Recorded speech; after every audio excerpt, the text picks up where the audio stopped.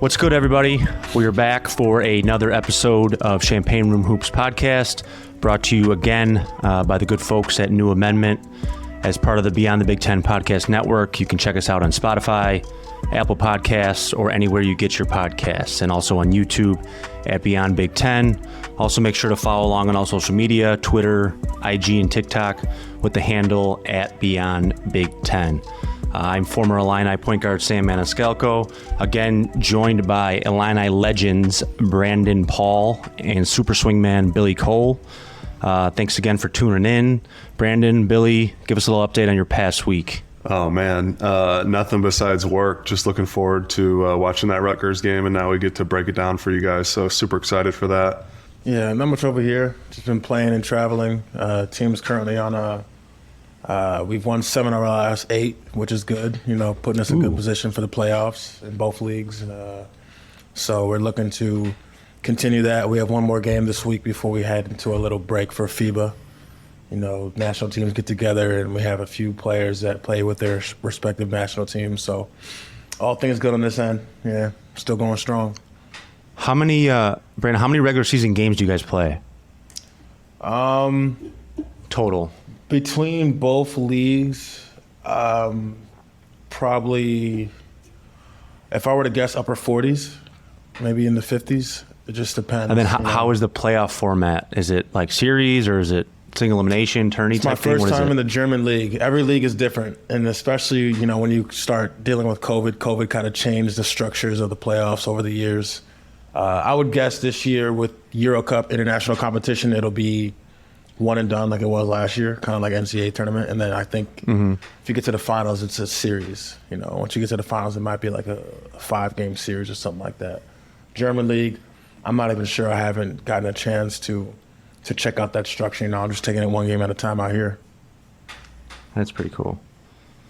All right. So last time we talked, we previewed a little bit of Rutgers. So let's get into some X and O's on the Illini's performance yesterday versus Rutgers. A good game, I thought. Another good college basketball game. Rutgers is a good team.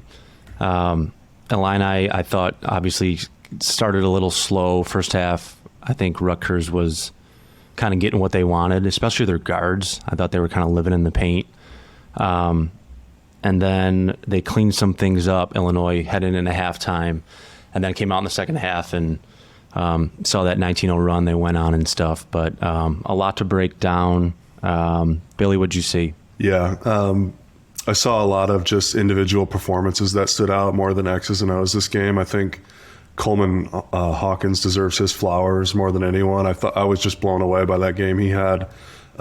Did it everywhere. I mean, when Matt Meyer and Terrence Shannon didn't have a field goal in the first half, I thought he kept us in it. He kept us from getting knocked out like really early on. I thought we easily could have gone into half down 15 points. That's how good Rutgers came out. Our defense wasn't very good the first half. But man, I'm just so impressed. And he gets a lot of flack for being an NBA caliber player from Illini fans and maybe the older fans that don't really understand new style of basketball. He just gets so much hate. And man, I swear, if he has hit that maturity level, if he has dropped some of that emotional stuff out of his game, he does everything. He guards 1 through 5. He was the one in the second half who shut down that ball screen that was killing us in the first half. And then he's also, for me, he's one of the big players that doesn't hunt his shots. And he gets everyone else going. That second half, I thought he really helped Terrence Shannon get going. So for me, it was all about him. And then Sincere Harris had a plus 20 on the plus minus charts for that amount of minutes that he got. That's unbelievable. So I thought him and Ty Rodgers, we've mentioned their names a lot the last couple episodes. But man, Ty Rodgers, you talk about another NBA prospect if he can develop a jumper in the next 4 years. Some of those rebounds are like highlight rebounds. I don't even know how to describe it. So for me, grown man boys. Yeah, there was also maybe the last thing I'll mention about it. I thought, Rutgers played Tuesday night at Assembly Hall at IU. They flew home. They basically had one day of practice and flew right back. They looked like they tired in that second half. They went 10 minutes without a field goal. And I thought we had the opposite, right? We had the good fortune of having that Minnesota game cancel. So we basically had a whole week off since traveling to Iowa. And I thought that really played itself out as the game went on. Rutgers started fire hot. Papa Brad went into halftime and does his magic that he usually works. I think he's a great second half coach. Little adjustments here and there. And then we just kind of, that rest maybe took over in that second half and just huge. We're a team capable of going on just huge bursts of points. And also same thing on the defensive end. They went basically 10 or 11 minutes without scoring, and that was that. Yeah, I've just continued to be a fan of the underclassmen, just watching these guys come in and play and get their reps and get their experience every day. And every day is a new challenge for them, especially the Big Ten. They came out, they handled business. Like you said, Coleman Hawkins had a great game. All around, just a good player, solid. Don't know where all this hate's coming from these people, I mean, he's the type of player that you enjoy watching. He's the type of player that you would hate to match up against, so I don't really know where that comes from. But I'll say it again this episode until I get tired of saying it. Dame Danger is a problem. You get it to him in the post. Still, probably could use him a little bit more, but he still finds a way to be efficient, even when he's not necessarily the focal point of the offense, which is impressive. Yep. Just for his, having redshirted and came over and transferred, and he's been really great for the Illini. He's been great all around, making his presence known, and I'm just been a big fan of watching these younger guys kind of compete. Yeah, I wrote a few things down, takeaways from that game. The first one, Bill, you already mentioned it. I thought Coleman Hawkins' complete skill set was on full display. Right, we've talked about it. I've talked about it at nauseum about, he could do. I mean, he's a 5-tool player. I mean, he could do everything. Right. Who would you compare him to in the league? I was trying to think about it during the game. He's such a unique game. He brings so much to the table. Who would you try to compare him to? He kind of reminds me of Batum. Nicholas Yeah, Batum? he kind of does. And I think he's. Didn't you play with him, Brandon? I don't know if he's as skilled as. Did you play with him, Brandon? Nicholas Batum, no, but I think I think Batum is a little bit more polished offensively than Coleman, and Coleman. He's more of a guard. Yeah, he's a little bit more pass oriented, where he can see over the defense, and he's more willing to make those types of passes. So his skill set was on full display. He was hitting threes. He was putting it on the deck, getting in the lane, shooting little jump hooks, little fadeaways. And Bill, to your point, I think it's like, when we get on here, every game is its own different movie, and somebody else is the star of the game. We talked about, which allows the other guys then to get in a rhythm, and obviously allowed Meyer and Terrence Shannon to get going in the second half. Another thing that I have written down is he shortened his rotation. He pretty much played 7 guys. I mean, Goody got, which we can talk about a little bit, Goody got a little taste to kind of get in there and get his feet wet a little bit after coming off that injury, but he really only played 7 guys. So I think that speaks to, RJ Melendez got no minutes. I don't know if he got anything. I didn't hear anything before. Suspension for violating team rules. Oh, so that's why he didn't play. Okay, then that's my mistake. But I still think that his minutes will get eaten up by Goody the more acclimated he gets. And that bodes well for what we talked about, preparing for March in the tournament, shortening rotation and stuff. The other thing, on that 19-0 run they went on in the second half, that's when they went small. Which I think is interesting because it just shows Underwood's ability to adapt to a specific game, and it also shows the versatility of their team, right? Dane, like you said, Brandon, was so efficient and stuff, but at that point in time, they had to go small. And Bill, you mentioned Sincere Harris. We were 1 for 12 from 3 in the first half. I don't think any of them were really good looks. A lot of them were rushed, contested. The 1 3 we made came from him in transition, wide open, which was the last person you'd probably think would get us, out of a 3-point shooting rut. And then one more thing I have down, Brandon, you alluded to it a little bit, freshman, right? And I heard Underwood, I watched his presser, and somebody asked the question about, what more can you say about these 3 freshmen? And he mentioned, Jaden Epps wasn't that great offensively in this game, but a point he made was that these guys are becoming more assignment sound, meaning scouting reports. You know how it is as a freshman. Now they're 60, 70% into the season. They got 20, 25 games under their belt. They're starting to make less mistakes out there and pay attention to more of the little things in the assignment stuff. So he gave them a shout out with that. So not only are they growing up with just experience in that regard of just playing and scoring and whatnot, they're really settling into becoming, full college basketball players, from start to finish. So those are just some things that I thought jumped off the page after watching that game yesterday. And Rutgers is a good team, man. They're well coached. Sure. They got you some could tell they got some good guards. Some athletes over there. Yeah. Yeah, no, I agree. I mean, how exciting is that for like not even forget this season, but the program in general? Like this might be the best freshman class I've seen in recent history of Illini basketball. How many times have we said, "Oh, that player won us a game"? Ty Rodgers came in, his minutes changed the game. Jaden Epps, his clutchness down the stretch won us a game. I just think like we're in such a good spot for like the playing long-term games with long-term people. I think all these players will be back, even with the transfer era. I just really excited for like the future of the program with the way that Brad's been able to recruit to his system. Mm-hmm. And it's rare to have three of them performing at this level. Getting major minutes at a young age, and affecting outcomes of games. Yeah. So let's get into a little bit of scouting report stuff.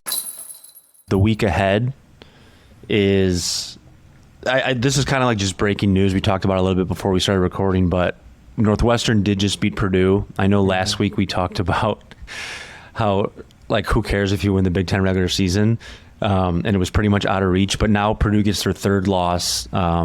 Illini are 2 games behind them in the standings. So Northwestern beats number 1 ranked Purdue at home. Now you got a huge bunch up, right? So if we look here at the standings, so Purdue's 12-3, then you got Indiana 9-5, Northwestern 9-5, Illinois 8-5, Maryland 8-6. So this week coming up, Penn State, and then we got the rematch versus Indiana at Indiana, which will be a good one. But we owe Penn State a spanking, right? When we were on in early December, one of our episodes, we talked about that Penn State game. They came into us. We laid a complete egg in that game at home. Mm-hmm. So another game where we got to go on the road and kind of take care of business, right, and get a business win. Yeah, I was just getting ready to say how much that payback date at Assembly Hall at IU excites me, and I'm doing a disservice because I had forgot till you just mentioned that Penn State came into our house and whooped us earlier. But I think they've also dropped 5 in a row. So, there could be a little turmoil. It's an absolute, you cannot drop that game right now.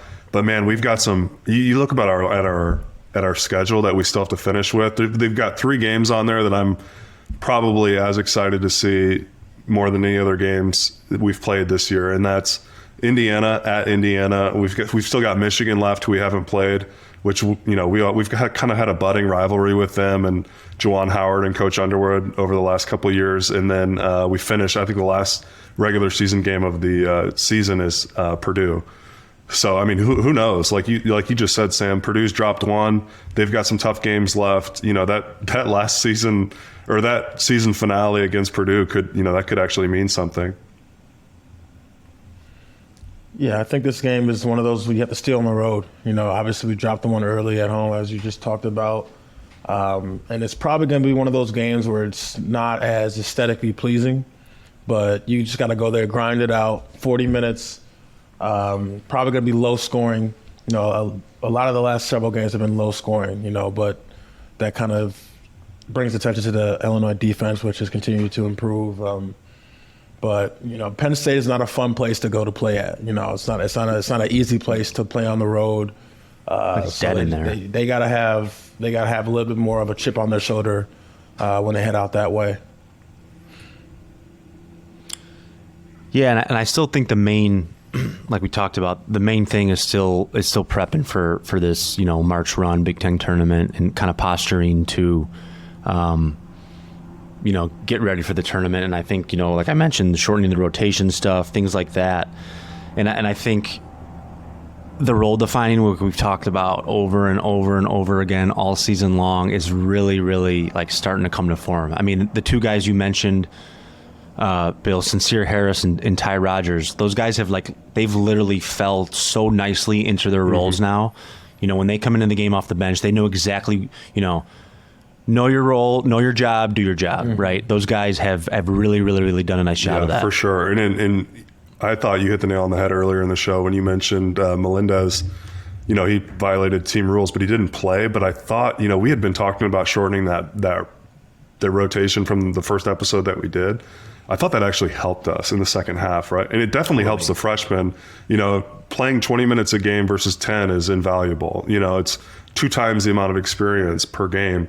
And so that's something I'm really keeping my eye on in the next couple of games. Is it wouldn't shock me to see if his minutes go bye-bye. I do think there's still a role for him. He's such a good slasher, and he's kind of a natural energy player. We talked about his shooting struggles, which is fine. We take and miss too many bad threes anyways. I don't really want to have to work our way through this experiment of getting him back on track if we don't have to. And then just wrap that up with Luke Goody only played 5 minutes. So we had been wondering what was going to happen there. It looked like, he kind of dipped his toe in the water. And he took one shot. It wasn't the best 3 in the world.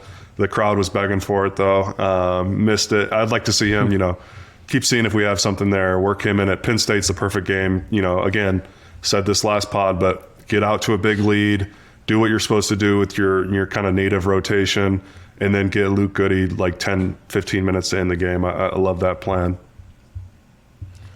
Yeah, having these guys buying into their roles, Sincere Harris and Ty Rodgers, just think about how much easier it makes the coach's job, where you don't have to manage egos. Guys aren't getting upset because of whatever the case may be. And, just having come from playing with different coaches and different cultures, different leagues across the world, you get to see how much time is spent extra trying to get guys to buy in, trying to get guys to fall in place just to be on the same page as everybody else and realize it's a unit. When you win, everybody looks better rather than individual performances. Everyone wants to be around winners. So I commend those guys. I commend the young guys. I commend the coaching staff. And I definitely wanted to shine a little bit more light to that because that's not easy to do, especially in this day and age with social media and all the mixtapes that get out there and people in your ears and you got the draft boards and this, that, and the third. There's always something in your ear where it kind of gets you out of focus. And I don't really see that with these guys. So you can appreciate that just from a player standpoint, from a fan standpoint, watching them, seeing them go out there with pride and not worried about stuff that's out of their control. Yeah, I'd argue that, and there's obviously a lot of basketball left to be played, but I'd argue that this is Underwood's best coaching job since he's been at Illinois. And I say that because of, 9 new players, which we've talked about a lot, and, getting these guys to buy into roles and so many different weapons and skill sets at his disposal. And you had the rough start to the Big Ten tournament, and now they look like a completely different team that's bought in. So I'd argue, we'll see what happens. Obviously, if he gets out of the first weekend and then celebrate tournament, it's going to be his best coaching job. But he doesn't have an IO. He doesn't have a Kofi. So I'd say that this is his best coaching job since he's been in Illinois, in my opinion. Yeah, I mean, you lose the first 3 games of the season, it can go either way after that. You can put your heads down and feel sorry for yourselves, or you can kind of strap your boots up and let's lock back in. And obviously they took the high road. Yeah, we were in a really dark spot. I think people forget we were in a really dark place after, Missouri blew us out in the border war, and Penn State, we just talked about, came in and whooped us. Northwestern, little brother in state, whoops us pretty good. We just looked in so much disarray. So credit to Coach Underwood. No panic in the team, just kind of methodical. Now I think, regardless of what happens, knock on wood, I'm not going to jinx this, but we've basically got the games that we're supposed to win, and then you've got 3 chances to go and grab a huge seed, right? We talked about that. You take down an Indiana at Indiana, that's the type of game that moves you up from a 6 seed to a 4 seed. So It's just, Sam, I agree. I think a lot of focus is going to be on what happens in the tournament, but I'm just in total agreement here that just really impressive job to him kind of wrap his arms around everything that was happening, the Sky Clark news, and then all of a sudden 5-10 games go by and the roles are completely well-defined, and everyone's pretty happy right now. Shout out to Chester Frazier too, man. New addition, bringing that tough and that gritness in there. We all know. Yeah, he's the best. Chester. I think Jaden and which makes perfect sense. I think Jaden and Sincere are both his recruits. Yep. You could both see a little bit of Jaden's from You can see the Baltimore area, Sincere has some Chester in him for sure. I was dying laughing. Did you guys see that? Picture? When Coleman Hawkins hung on the rim and then tried to stay hanging on the rim and grab the ball. Chester did that. Chester's face behind him. That'll be something he should put up in his office. Yeah, that was good. I also think so. 1, 2, 3, 4, 5, 6, 7. 1, 2, 3, 4, 5, 6. Yeah, 7 games left, obviously, because of that Minnesota reschedule. But we talked just now about Penn State, tough place to play. As far as just it's tough to get up for that game. It's kind of dead in there.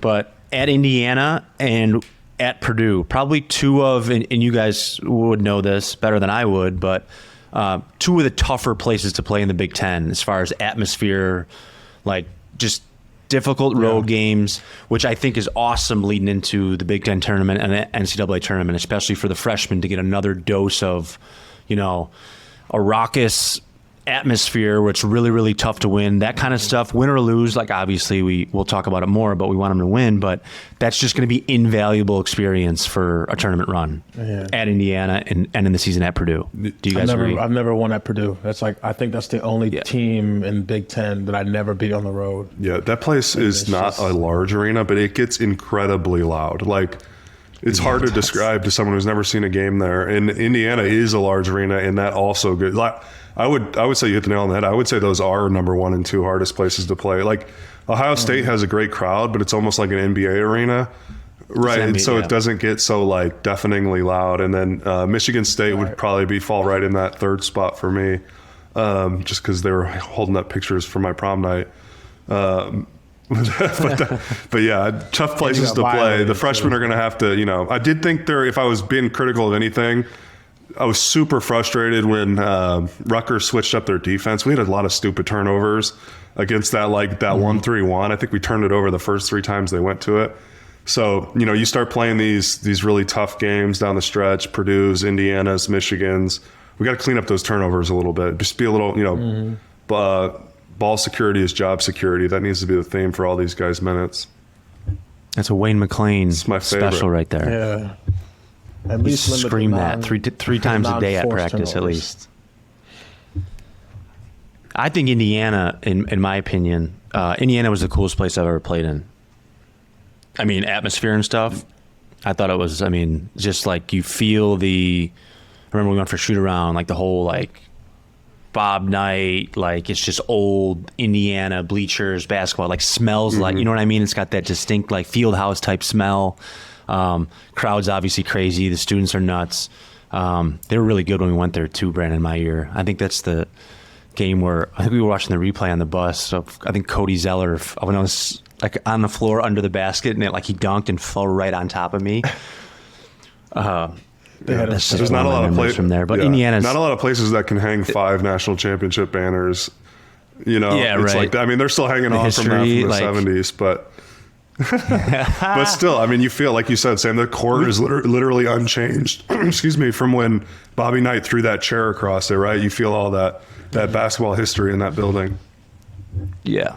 It's a pretty neat place. Penn State's going to be the opposite. You guys both touched on it, but I think that's going to be a big game for the players that naturally bring energy, right? Like the Ty Rodgers, the Sincere Harris. Yes. Because I've noticed Matt Meyer to me was kind of coasting through that first half just because that's just kind of his game. I'm not saying it as a knock, but if he's not one to kind of naturally up the energy unless he's making shots, which we weren't. We were 1 for 12. So I think those type of players need to get in off the bench quick at Penn State and really provide their own spark because you're not going to be able to feed off the crowd at Penn State. All right, let's get into one of our favorite segments, Word on Campus.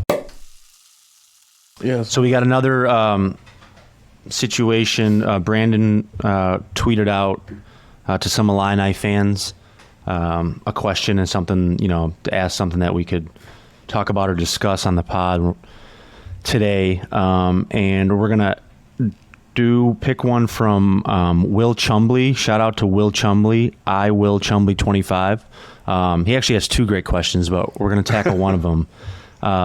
The question is, discuss on this pod, a basketball-related question. Which college basketball coach would you want to play for if you had offers to any school? Go ahead. So who wants to start? All right, I can ahead. start if you want. So that's a great question. It's a cool one. First off, I'll preface it and say shout out to my 2 college coaches that I played for. Jim Less, my guy, I played for him at Bradley. He was awesome.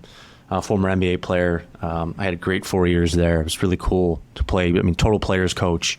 And we related really, really well. And he made me a much, much better basketball player. When I walked in on campus as a freshman and left as a senior,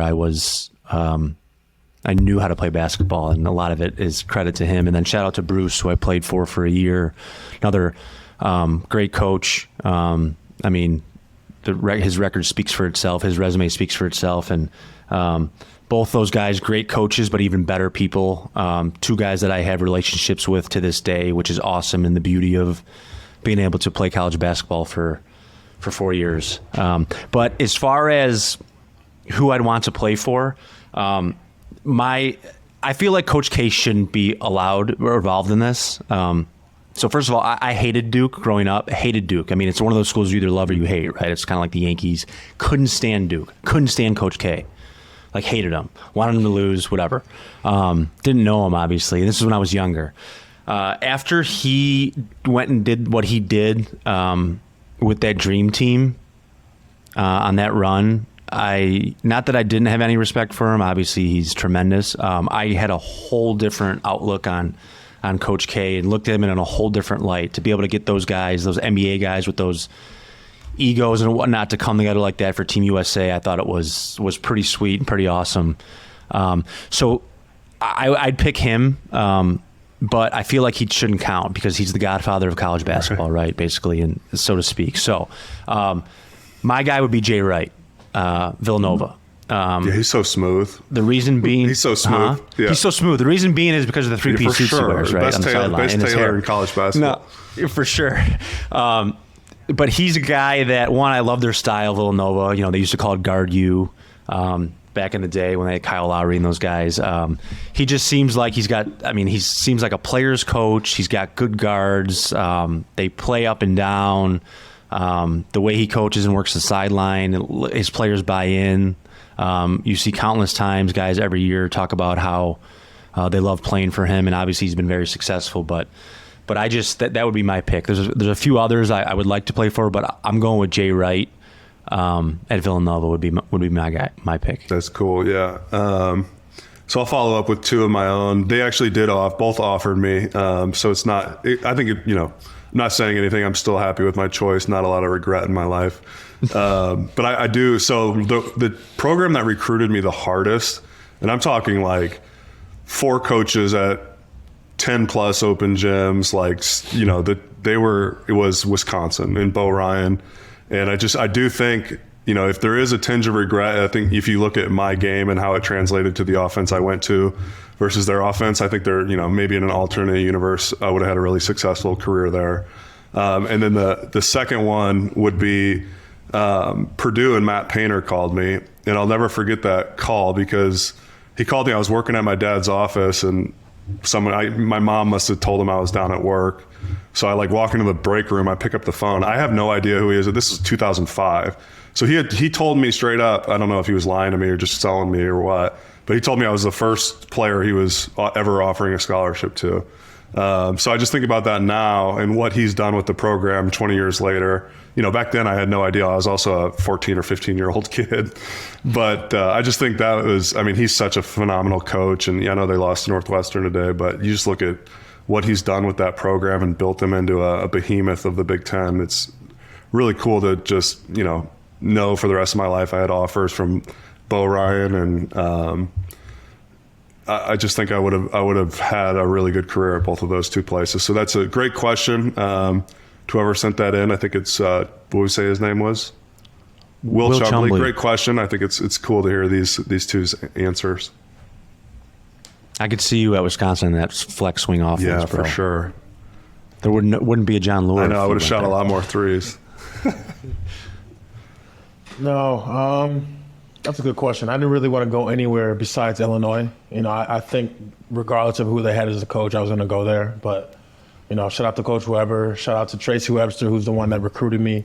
Ended up leaving, and Jerence Howard popped in. And, Jarris did a great job recruiting and always made sure that he was around. And then obviously when that staff changed and I had John Gross and those guys, we connected pretty easily. So, I definitely appreciate having both of those under my college resume. But I've been cursed out by the best of them since I was in high school. My high school coach, he wasn't like that aggressive, but he got after us when we needed to. And my mentor growing up was Dickie Simpkins, who won 3 rings with the Bulls, and he always had some animated stuff to say. So I don't know why, but I like coaches that kind of get after it just so I can see how much I can mature and how much I can take the coaching and just kind of keep playing on. So obviously I'm not going to say Duke because that's just, I would never want to go to Duke. But I don't know, man. I would say. Come on, bro. Pick a coach. I would say. You know what? When Shaka Smart was in the talks of replacing Weber, that was very intriguing to me. I started to look him up. I started to see his energy. I started to watch videos, and I think I would have enjoyed his style of play. I think he would have brought out a lot of good basketball out of me. So I would say it would have been pretty cool playing for him. Yeah, his up tempo style too would have suited you. Mm-hmm. I thought Brandon, you talked about Gross. I obviously didn't play for him. I got to know him pretty well because I was still around when he got the job. But I thought he was great for you. Yeah. I just thought like the transition from Bruce to him, styles was obviously completely different, and I thought like you really exploded that year when you got Gross because he really opened up the floor for you, and your athleticism, your skill set was on full display. Because I was that's when I had just left and I was following you guys closely, obviously, and I thought he was awesome for you. Yeah, it was a great year, man. We got to the tournament, we got to the second round, and I appreciated the mindset he came. He's good, another good dude. Another great dude. He came in and just told us straight up, like, hey, like, obviously I'm coming here to get the program to where it needs to be, but this is your team. Like, you've been here, you're going to be here, this is your 4th year. I'm here just to help guide. I don't want the attention to be on me whatsoever. This is your guys' team. And he really gave us a lot of confidence coming in, just from the first meeting. Very much a player's coach, very much someone that, understands, the certain aspect of being a student athlete, being a young adult at that time. And, his job wasn't just to coach us, but he was trying to help us become better men, and some of that was kind of giving us a little bit more freedom, I guess you could say. And, that was good for some guys and not so good for other guys. But I definitely appreciated him and his staff, Jamal Walker and Dustin Ford and those guys. And, it was awesome. I want to throw a bonus in too, because I was just thinking about this. I think one of the craziest things to me that never happened that should have happened, and it was probably because he didn't want it, but I think Wayne McClain would have been like a Hall of Fame college coach. I would have loved to have played for, I know I played for him as an assistant, but I'm just like, I think back to his record as, I don't think a lot of people understand this. Like, Manuel, he's a 4 in a row state champion in a 2-class system from Peoria, where Manuel's school district is literally like 3 square miles. Like, it's not it's not some vocational school that he was recruiting players to. So I don't know if that will ever be topped in Illinois high school basketball history. Yeah. Then he goes down with Coach Self, coaches on his staff. Bruce retains him. And I just thought, like, he used to absolutely dominate in the orange-blue scrimmage. They would have one assistant. Bruce would kind of step back and let the assistants. Took it personal. I think his record with my 4 years was like 24-1 in the little like quarter breakdowns where before we switched teams. Mm-hmm. I just think like I don't know. I would have loved to have seen him like take the helm at a college program. And also I loved playing for him as an assistant coach. We've all got our stories, but I promise you, the kids would have been disciplined, and they would have not gone on. They would not have gone under. Humbled real quick, fast, and in a hurry. They would not have gone under one screen. I promise you that. Yeah. No, that's an interesting. That's interesting too, because, like you said, he was there for so long with multiple different, head coaches, and he was very, very instrumental in the success of Illinois basketball those years because of the pipeline you know, he brought for Emmanuel with him. But yeah, I mean, he just knew basketball, right? And not only that, like, he knew kids. He knew how, like Brandon mentioned earlier, about becoming like a young man and kids maturing and stuff like that. There might not have been anybody better at that. Yeah. And he was just had a way about him where he could rip your ass in practice, like right to your face, and like light you up, anybody. And he's the same guy that after practice, you know, he puts his arm around you, right? So like you never took it personal when he was doing that, because you actually felt as a player when it was coming from him that he was doing it to make you the best version of yourself and make you a better player person. Right. Well, yeah. That's how I and felt 1 about through Wayne. 15 on the team got it the exact same.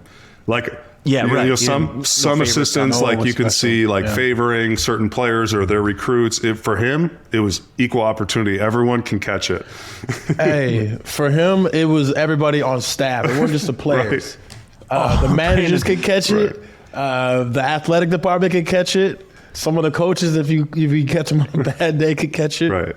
There was he used to give it to Bruce. Safe. No one was safe. He used to go. You mentioned that, next. you know, the scrimmages and stuff in practice. Yeah. Like I said, he took it personal. Like, obviously he was competitive, but like he said some shit to Bruce too sometimes from across the court and stuff. Like he used to get lit up. That was awesome. Yeah.